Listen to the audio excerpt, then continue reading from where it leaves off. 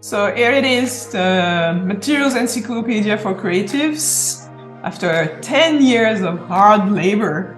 And you'll be able to dive into the world of materials and technologies, and hopefully get all the inspiration and the knowledge you need to be a good enough creative person. Yeah. One of the very important assets of the book, even maybe more than all the definitions and the text itself, is the list of words. Okay. If you just only look at, all the words that were defined, all the entries, I think you get a good view on, if I know about all this, if I know how to situate all these words in the world of materials and technology, I already have quite a lot of knowledge. We did this mapping at the end of the book, where you can see that, and this big circle is the material word, and then the families and some of their interactions. It gives you also right away a sense of like metal way bigger than another family that would be ceramics or things like that. So yeah, it just like shows that it's not crazy complicated either, which is sometimes the feeling people can have when they approach a topic, right? And the topic of materials and technology is on one end like huge because you have so many new materials, references and stuff, but in the end not that big, because you can, like those new references, you can always put them back in one of the categories. And if you have like a good understanding of how the category works and interacts with the others, I think that you already have like quite a good understanding of the field. Because at the time, in fact, and I think it's still the case, you didn't have books that were putting everything together in an approachable language. It was either a book about wood, about a book about metal, about plastic, but it was like very specialized, and you were not bringing all the families together, as well as the main transformation processes. And in the context of design mainly, that was missing. And me having been a design student and also the co-author of this book, Daniel Kula, who was a teacher for design students, we were missing that kind of tool, in fact. So we decided that we would make it. We started the project, and at the time I remember discussing with the editor there, and he told me, I think 4 years to write the manuscript. And I said, are you crazy? 1 year is enough? And 4 and almost 5 years later, I delivered the manuscript. The intent was to stay on the basic, long-lasting information, I think. So you don't have that many exotic things, because also having worked years in a material library that concentrates on innovation, we know that the idea of the book was not to double that kind of service and have like any new material that comes out in the world, the one done with pine needles, another with mushroom this and that. It was just like trying to put those in larger categories. So sometimes those new references, those new products in a way are mentioned, but we try to stay out of that because it would be crazy and it would render the book obsolete even before it would be out. Because as you said, there are like so many new products references that we call materials that are out every day that it wouldn't work. It is basically just a first step to know more, to get the desire to go further on a definition, on a notion. So it works for almost anyone, in the sense that if you have an interest in materials and technology a bit, it is still a basic approach, I would say, on materials and processes, and also like some connected notions as well as transversal notions. Example, atom, what is an atom? Or what is the Young modulus? Or what do you mean when you say plasticity of a material? As well as some notions like sustainability, of course, like a big issue nowadays, or notions like luxury or softness of stuff. Time is also an issue that is interesting to address in the context of materials and creative professions. Yes, of course, it is mainly intended for designers, architects, people in the creative industry, because this is who we are as authors or collaborators. So everyone that has collaborated in, like, mainly to this book is in this field. So I guess we have those glasses on. Designers kind of have a new role to play, a new job, considering sustainability, considering how the world needs to change and be redesigned to fit with the environmental sort of impact that the materials we've been using of the past have had. What do you want the designers of the future to sort of take away from this book? This idea of being convinced that the knowledge is key. The more we will know about stuff, the more informed you are, the more inclined I think you are to be sustainable, to be reasonable, to be smart about the way you use materials, knowing what they can do, what are their properties, their limitations. For me, it's essential, because it's the only way to be using them properly, therefore not too much. Like if you're not sure that the table that you're building in wood is gonna hold the weight that it has to hold just with that kind of section, then you are going to be inclined to make sure that it's gonna, you know, stay up where it could have been just like that if you knew what the material can do. And I hope that's one of the things that will transpire from the book, and especially thanks to the choice of images, is that we didn't use that many industrial images, but a lot of the projects are artistic projects that are questioning also what the materials are and how they can be used, showing beautiful uses, and I hope that, yeah, that brings a desire to do things with materials. Did you learn anything or anything new through the process of writing this book? Only learned, in a way. Not that I didn't know anything, but yeah, it was an opportunity to dive in definitions, in worlds that I didn't know of. In that sense, I guess encyclopedia is a word that we could debate, because I think that usually an encyclopedia is done by experts in each field that you address. In this case, there is no real experts, there is just mainly me, rather than sometimes in an encyclopedia, because you have several voices. One expert will choose to dive very deep and another less, so it's sometimes not very equilibrated in terms of level of knowledge. But yeah, of course, I've learned. It's more like a journalistic work that I did, in a way. Not that I was completely new in the field of materials and processes, but still, it was like, okay, I'm discovering this notion.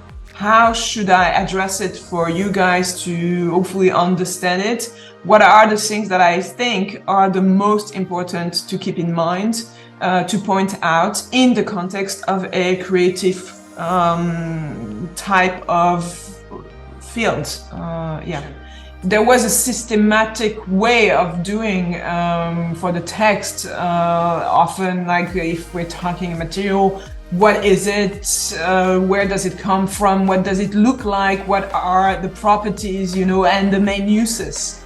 It's reading sources, trying to find several to make sure that you are crossing information, of course. Sometimes it's difficult to find several sources. But in between books and internet, of course, it's just absorbing those the information coming from those sources and then reshuffling to make something that holds, like summarizing and organizing the information so that it is coherent and you feel like you've got something that works and that gives the basic information. So it's a very long process, and as you suggested it, while working, suddenly you come upon something new and it's just, we should include that as well, and then it's a new word that you have to address. Few days before we had to hand the final file to the printer, I realized that I had forgotten alabaster. It's not in the list. It was not in the list. And I don't know why. How could I forget about alabaster, Especially because it was mentioned in the gypsum category, in the gypsum word. So at least it is discussed somewhere. But it was not in the alphabetical order like alabaster. And that's quite an important type of stone. So, and that was just like eating me alive, but it was like so late in the process that we couldn't move anything anymore. And I was just trying to, okay, Élodie, you have to just that's life. That's probably other stuff that you forgot about in this book for sure. So just that's it. And maybe not that many people will notice. Can we do something? I thought about something. So we kind of did it so that it appears in the order and it just says C gypsum. So it's not developed enough, of course, but at least it's there. That's tricky. And you went from A to Z. Did you have a favorite letter or a favorite material? I can tell you letters that I hate.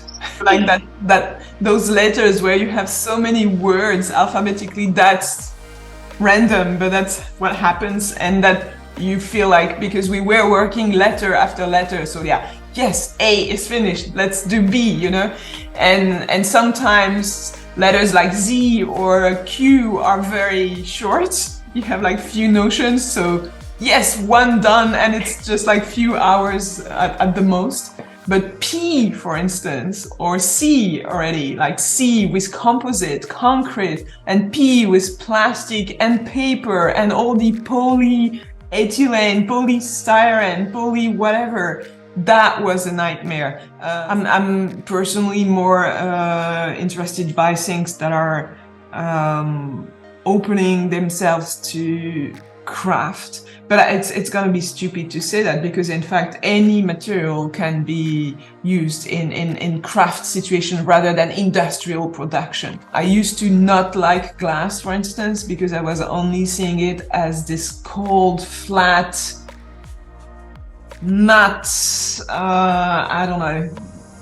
not enough for me. But in fact, since then, I know that so many artists or craft people actually play with glass beautifully, and it suddenly has a completely different,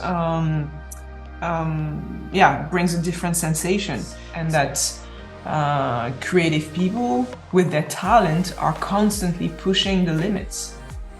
And I think that one lesson, and this is Daniel, the co-author of Materiology and the co-author of the Encyclopedia, who was regularly saying that, is there is no such thing as technically impossible.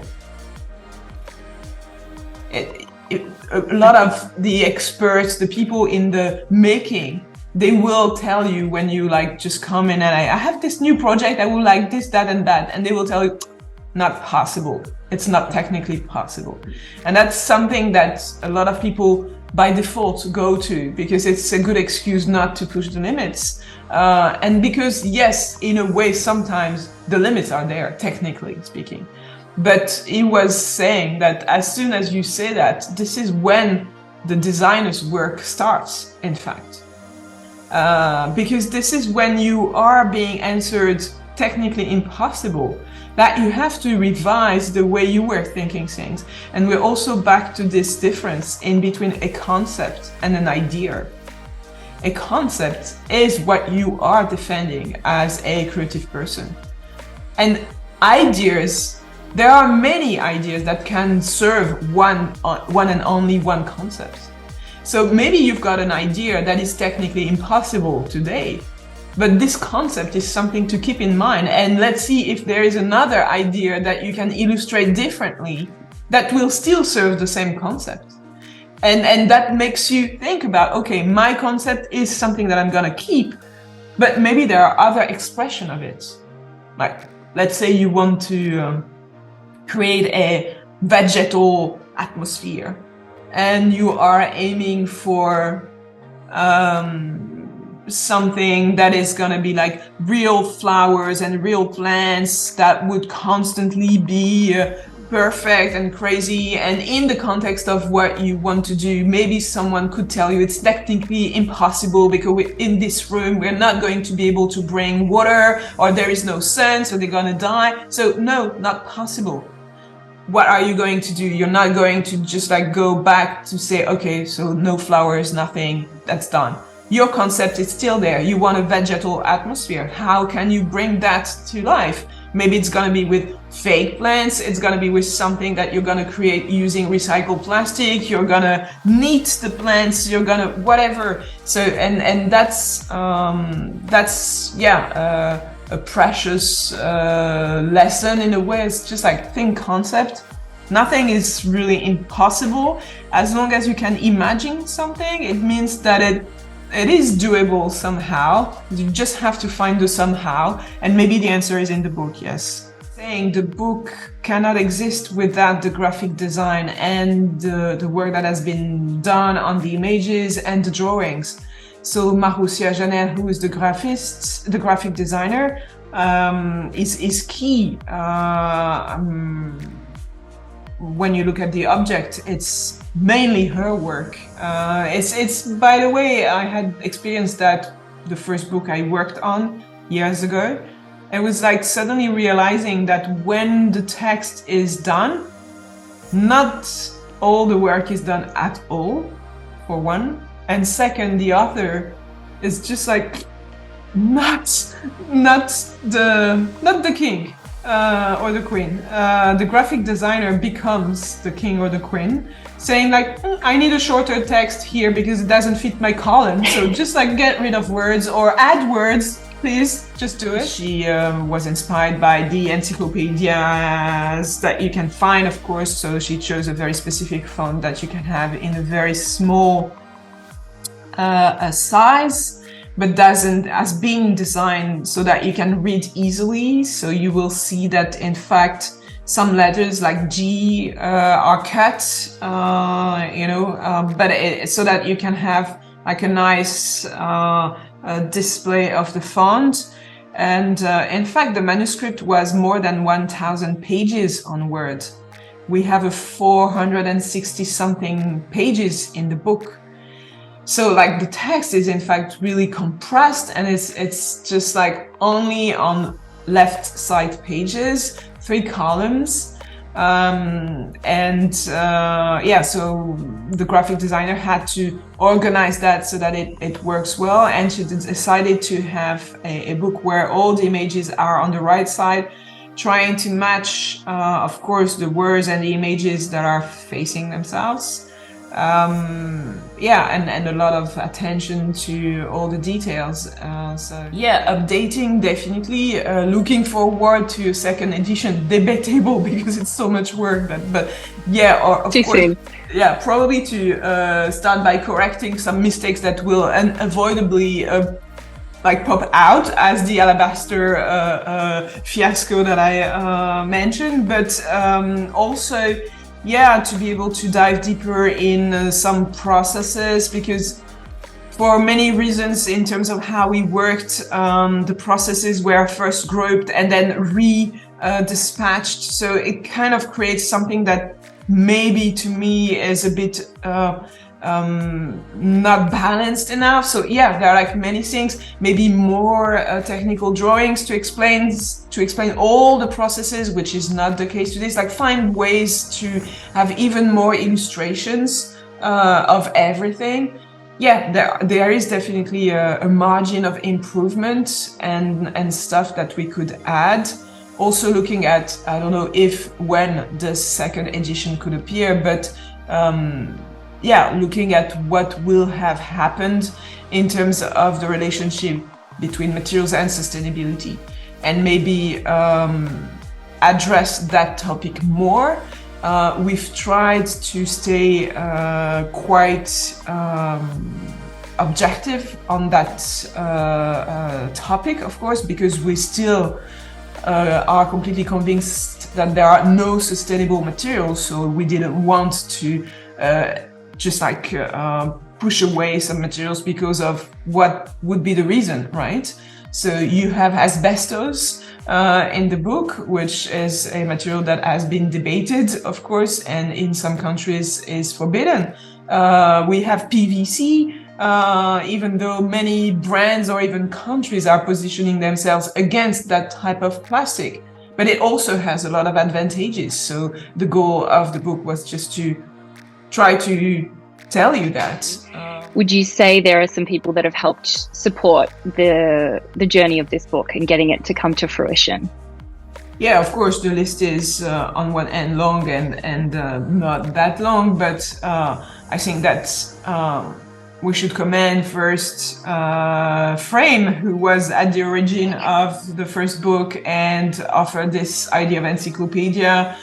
Contacted the first publisher, Lawrence King, and Lawrence King as well, to have jumped on board at the time.